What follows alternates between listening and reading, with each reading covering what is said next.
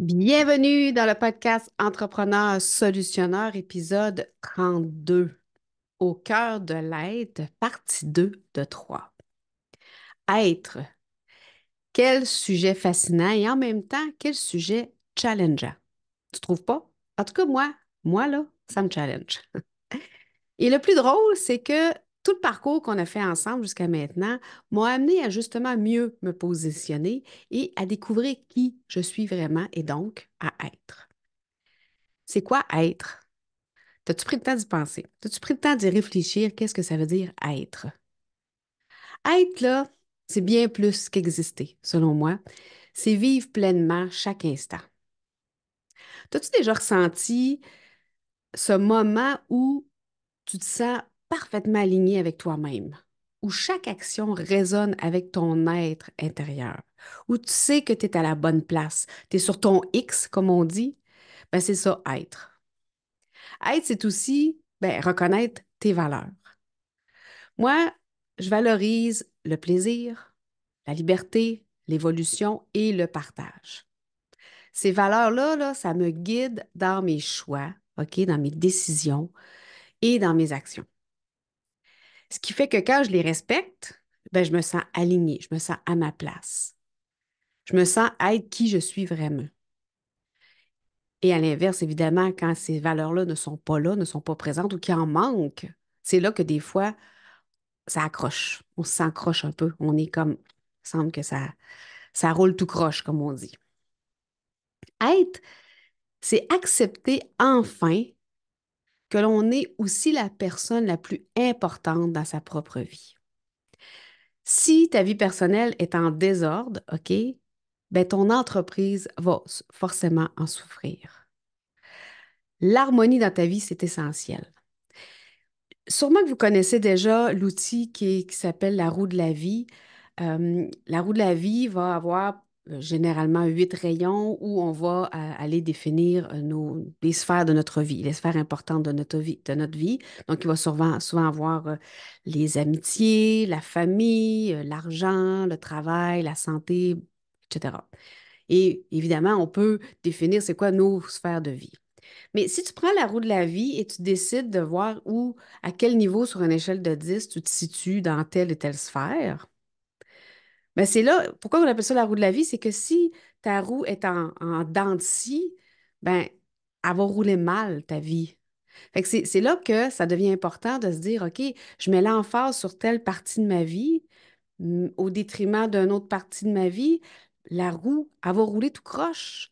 Et c'est ça que j'ai réalisé en travaillant sur moi, en me disant qui je suis, c'est d'amener les gens à faire en sorte que la roue de leur vie soit plus ronde, le plus rond possible.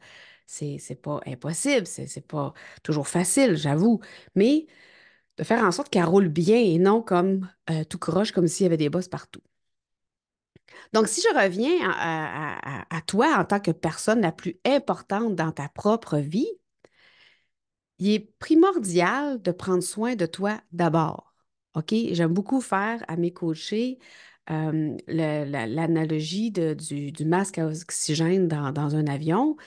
Quand ils disent au début les précautions, ben, ils vont dire si jamais les masques ils tombent, tu t'en mets un avant d'aider quelqu'un d'autre.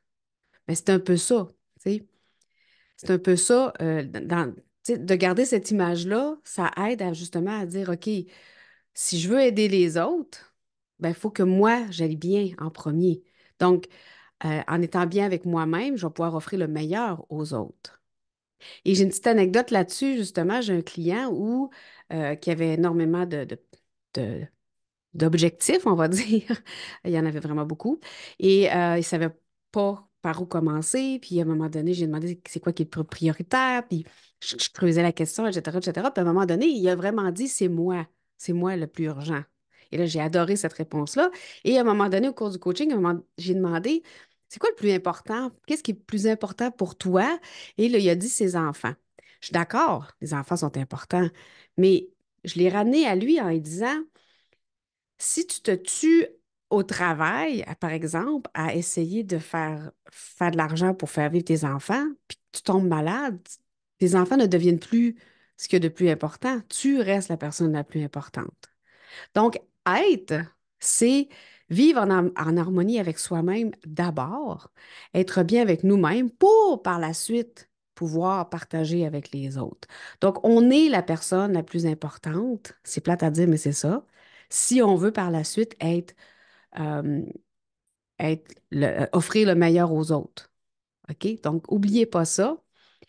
Et, et donc, c'est faire des choix qui vont refléter qui t'es vraiment aussi. Et c'est aussi connaître les limites. C'est quoi tes limites?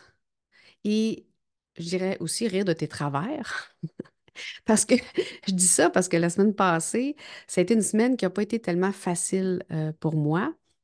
Je suis en plein déménagement. C'est un peu un déménagement au compte-gouttes, je vais vous dire. J'ai comme, tu sais, c'est le fun de dire, ah, j'ai du temps en masse, mais on est un peu éparpillé entre deux places. Au travers de ça, ben, je continue à travailler une offre pour mon entreprise. Je travaille dans mon entreprise. Je suis en formation pour pouvoir offrir des services supplémentaires. Et je suis aussi dans le dernier stretch, si on veut, de ma ceinture de karaté. J'ai mon dernier pré-test d'ailleurs ce dimanche et mon examen final au mois de juin. Ce qui fait que j'en ai comme beaucoup dans mon assiette. Et donc, la semaine passée, à un moment donné, je me suis vraiment demandé, mais pourquoi je fais tout ça? Tu sais, je ne sais pas si ça vous arrive, là, des fois, de vous demander pourquoi vous faites telle ou telle chose. Parce que même si le pourquoi il est clair, même si, de façon générale, je me lève le matin et je sais pourquoi je me lève, on va se le dire, là, il y a des jours là, qui sont plus difficiles que d'autres. T'as pas ça, toi? Des petits nuages gris qui flottent de temps en temps, tu sais, des petits nuages menaçants, là, prêts à te pitcher un éclair en pleine face, là. Toi, c'est toujours le beau grand soleil qui est là à chaque matin? Pour vrai, là, jamais, jamais, jamais, t'as de petits nuages ou de petits doutes ou de petits pourquoi je fais ça, pourquoi je me lève, pourquoi? Non? Me semble, ouais. En tout cas, moi, la semaine passée, ça m'a quand même permis, cette semaine-là, de tester ma théorie sur l'attitude. Parce que tu me connais, hein, je suis toujours en mode observation, en tout cas, autant que je peux l'être. Des fois, je vais l'être pendant, des fois après. Ça dépend aussi, ça dépend vraiment de mon attitude du moment, si on veut. Euh, mais sincèrement, la semaine passée, ça a été un laboratoire. En fait, moi, j'aime ça dire ça, on est toujours comme un peu dans un laboratoire hein, dans la vie, parce qu'on ne sait jamais ce qui va nous arriver précisément. Et j'étais un petit peu dans un laboratoire, pas toujours au moment opportun, des fois un peu plus après, mais j'ai vraiment, j'ai vraiment mis voyons, à rude épreuve mon attitude et je l'ai vraiment observé. Puis, des fois, ça arrive, tu sais, que, ben, on est dans la boîte, puis c'est correct. On a le droit. Tu sais, si je reviens à mon exercice du 5 minutes, là, tu peux pendant 5 minutes être en maudit, passe à autre chose. Mais tout ça pour dire qu'il m'est arrivé plein de petites choses et ce que j'ai réalisé, c'est que l'attitude fait souvent en sorte qu'on dirait qu'on attire plus des petites choses, mais c'est surtout parce que on est dans ce mode-là, dans ce mode tout croche-là. Et ce que j'ai aussi réalisé, c'est que la fatigue va amplifier beaucoup les choses. Imaginez-vous donc, petite anecdote, c'est sûr, je vais vous revenir là-dessus sur l'histoire de mon appartement où j'habite présentement, mais je suis restée pris dans mon appartement. Tu dis, hein, comment tu peux faire ça? Ben oui, la poignée de porte ouvrait plus. Ma porte était prise. J'ai réussi à l'ouvrir avec un couteau à beurre. Bref, c'est le genre de semaine où plein de choses arrivent, plein de petits détails arrivent, puis on les voit comme une montagne. Mais c'était ce genre de semaine-là, la semaine passée. Et j'ai vraiment réalisé que l'attitude y était pour beaucoup, parce qu'à un moment donné, j'étais vraiment à bout. Je voyais que des montagnes. Tout était une montagne. Puis là, j'ai fait, OK, calme-toi le pompon, là. Hein? Pompon, calme-toi le pompon. J'ai dit, là, prends du recul, va te reposer, décroche, arrête. Parce que souvent, dans ces moments-là, je ne sais pas pour toi, mais souvent, on va vouloir en faire plus, on va vouloir tu sais, continuer, forcer la chose. Puis je pense que le secret, c'est de dire décroche votre fais autre chose, puis va prendre un verre de vin, va te coucher, je sais pas, mais lâche prise. Tu comprends? Et c'est là que j'ai réalisé que l'attitude attire la même genre d'attitude, dans le sens que ça va pas bien, tu vois tout croche, puis on dirait que tout va tout croche à cause de ça. Ce qui m'amène à te demander. t'acceptes-tu, toi, des fois, d'être vulnérable et d'être vulnérable même devant les autres? Es-tu capable de pleurer devant les autres? Longtemps, moi, j'ai pensé qu'être vulnérable, c'était faible. Moi, pleurer devant quelqu'un, c'était comme, mon Dieu, qu'est-ce que c'est ça? Fais pas ça. Hey, retiens-toi, essuie tes larmes. Et en plus, quand je suis devenue coach, quand j'ai commencé à être coach, je me suis dit, hey, un coach, là, ça peut pas être faible. Ça peut pas mal aller. Tu sais, pour moi, dans ma tête, c'était comme incohérent qu'un coach soit pas toujours au top. Et c'est tellement le contraire. Parce que j'ai des petites nouvelles pour toi, là. Ben, ça m'arrive. Je suis un humain, moi aussi, hein. On est tous humains. Et le pire, c'est que je vis souvent les mêmes choses que toi. Tu sais, des fois, j'ai un coaché devant moi, là, puis il me raconte de quoi, puis je fais comme, on dirait que c'est moi qui parle. Mais la seule différence, c'est que je me suis outillée et je m'outille encore pour mieux faire face à tout ça. Mais moi aussi, j'ai envie des journées où ça ne me tente pas, des journées où je sacrais tout cela. Mardi passé, précisément, là, de l'autre semaine, au karaté, là, j'ai vraiment fait comme, hey là, pourquoi est-ce que je fais ça? Pourquoi je paye pour être là? Tu comprends-tu? J'ai payé là, pour avoir ça, ce karaté-là. Là. Pourquoi? Donc, voilà, ça m'arrive moi aussi. Et le lendemain, ça allait mieux. Et le surlendemain, le vendredi, ça a été une super de journée. Bref, si je reviens à mon sujet principal qui est être, on entend souvent parler du savoir-être, surtout quand on cherche quelqu'un, par exemple, dans un domaine X, hein? On va parler du savoir, excuse-moi, on parle souvent du savoir-faire. Je pense que j'ai dit savoir-être, je ne sais plus, je suis mêlée. Donc, on va souvent entendre parler du savoir-faire quand on cherche quelqu'un. Par exemple, on va regarder c'est quoi, par exemple, il est-tu bon? C'est quoi ses expériences? Tu sais, comment il se représente, etc. Mais rarement, c'est très rare qu'on va commencer par son savoir-être. Et pourtant, et là, ici, je m'adresse principalement aux entrepreneurs qui vendent leurs services ou leurs produits, mais surtout leurs services, je dirais. Dites-vous qu'on achète souvent la personne et non le produit ou le service. Pensez-y là 2 secondes. Et le coaching, là, c'est encore plus vrai. Tu sais, si moi, quand je me cherche un coach, parce que c'est pas parce que je suis coach que je me fais pas coacher, non, c'est pas ça du tout. Au contraire, je dirais même.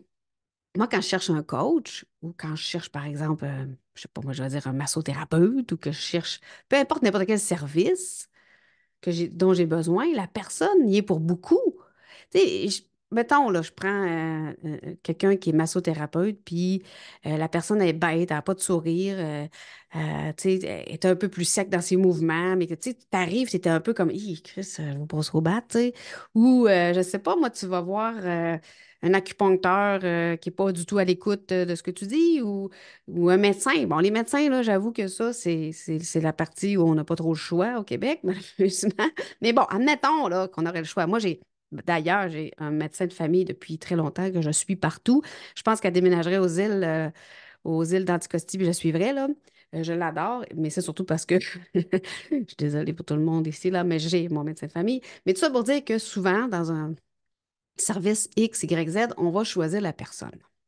Donc, le savoir-faire et le savoir-être sont 2 aspects essentiels à notre développement personnel et professionnel. Et si je rentre un peu plus dans le côté éducatif de mon épisode, le savoir-faire, ça va concerner les compétences techniques et pratiques qu'on obtient pour l'apprentissage, la formation ou l'expérience. Par l'apprentissage, la formation ou l'expérience. Donc, le savoir-faire, c'est quelque chose qu'on va obtenir au fur et à mesure qu'on travaille, qu'on apprend et qu'on se forme.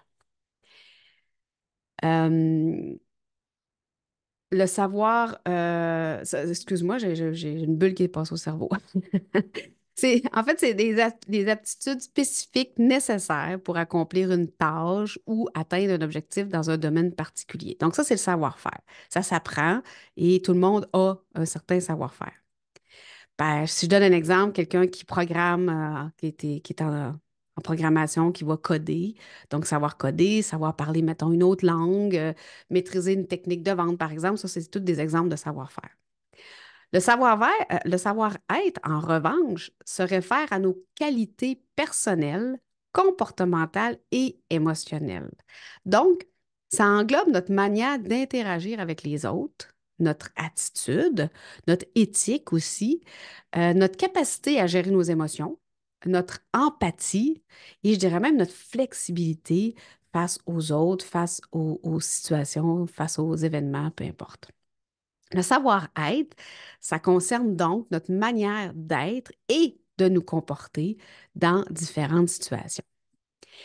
Puis, il est essentiel aussi, le savoir-être, pour établir des relations interpersonnelles harmonieuses, évidemment, de bonnes relations interpersonnelles, pour gérer les conflits. Donc, le savoir-être va nous aider dans la gestion des conflits et aussi à réussir notre vie autant professionnelle que personnelle. Donc, si je résume, le savoir-faire, ça va se rapporter aux compétences techniques, tandis que le savoir-être, ça va concerner nos qualités personnelles et comportementales. Donc, les deux sont complémentaires et selon moi, sont cruciales, tous les deux. C'est crucial tous les deux de les avoir pour notre succès global. Puis là, le savoir-être aussi, je pense que ça implique vraiment l'authenticité. Si tu restes qui tu es, OK, tu sais la fameuse phrase, là, what you see is what you get, ou bien les bottines suivent les babines, là. Tout ça, là, c'est être. C'est être soi, c'est être authentique et c'est surtout l'assumer.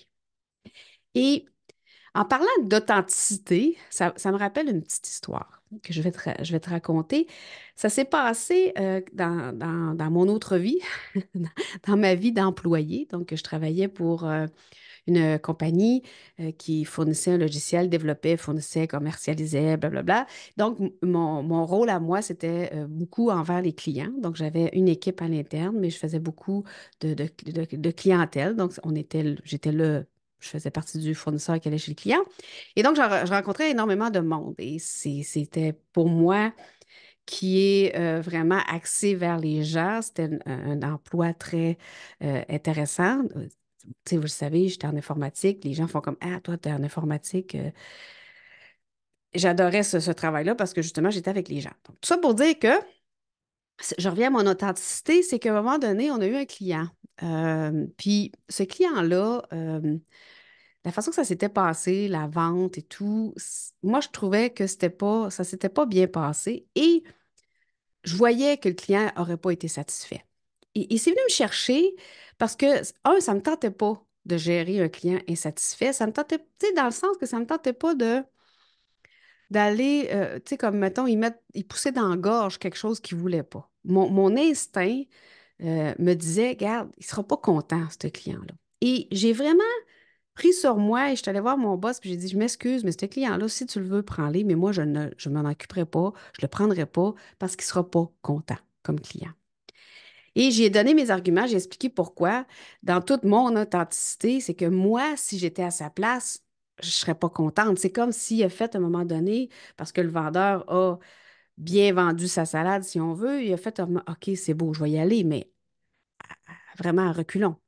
Donc, j'ai vraiment tenu mon bout et finalement, de mémoire, le client est devenu notre client, mais c'est pas moi qui l'ai géré du tout.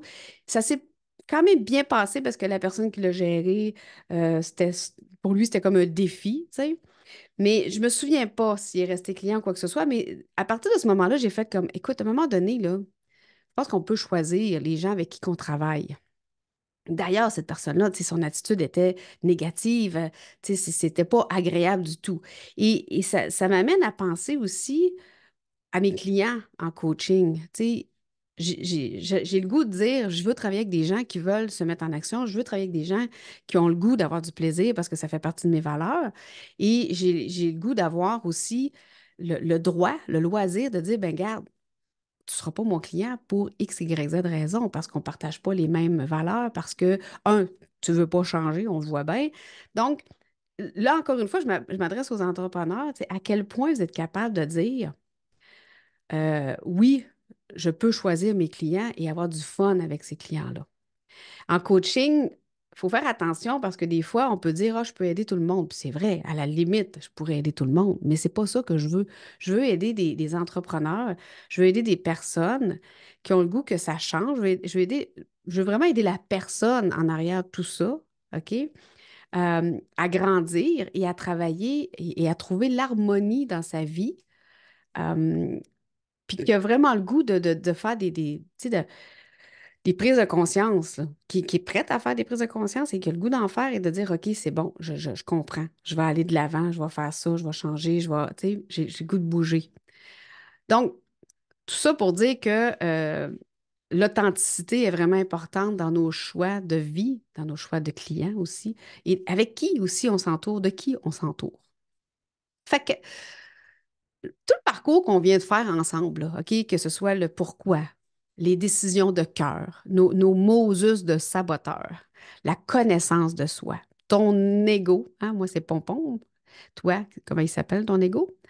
Le changement et sa résistance qui se pointe des fois. J'espère que ça t'a aidé à devenir plus toi-même, à découvrir qui t'es vraiment, puis surtout de l'assumer, OK? À être en, à être en toute simplicité. J'espère que ce parcours-là, ça t'a vraiment amené à te poser les bonnes questions. En tout cas, moi, le parcours, je l'ai fait en même temps que toi et ça m'a vraiment aidé à justement réfléchir sur qui je veux être, sur qui je suis vraiment aussi, parce que des fois, il y a des petites zones grises, des petites zones, des parts d'ombre qu'on appelle, qu'il faut accepter, qu'il faut vivre avec. Donc, moi, ça m'a vraiment aidé. Puis, aujourd'hui, j'ai le goût de terminer mon épisode un peu comme je termine mes coachings, c'est-à-dire à te demander avec quoi tu repars aujourd'hui. Je suis vraiment curieuse de le savoir. Et surtout, n'hésite pas à m'en faire part. Tu vas trouver tout ce qu'il faut pour me rejoindre dans la description de cet épisode. Alors, je te répète la question. Avec quoi tu repars aujourd'hui? Bonne semaine.